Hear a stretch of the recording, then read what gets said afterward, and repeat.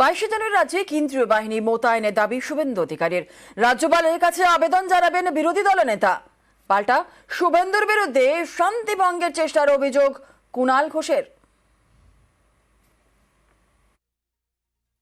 গোটা রাজ্যে ব্লকে ব্লকে সম্প্রীতি মিছিলের নামে যাতে সেই দিন রামনবমীর মতো গোটা রাজ্যের কোথাও কোথাও অশান্তি এবং মানুষের জীবন থেকে শুরু করে ধনসম্পত্তির ক্ষতি হয়।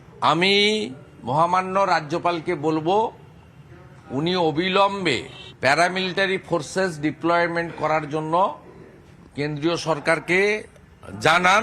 এটা আমি এই রাজ্যের বিরোধী দলনেতা হিসেবে দাবি করছি।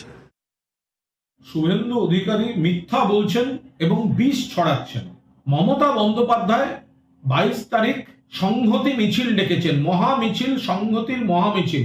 তাকে যেভাবে কলুষিত করার চেষ্টা করছে, বিষ ঢালার জন্য প্ররোচনা দিচ্ছে শুভেন্দু অধিকারী। পুলিশ প্রশাসনকে অনুরোধ করব এই প্ররোচনাদাতার উপর কড়া নজর রাখুন এবং রাজ্যপালকে অনুরোধ করব not to entertain that particular person যে শান্তি সম্প্রীতি সংহতি নিয়ে খেলা করছে শুধু রাজনীতির ব্যবসার জন্য।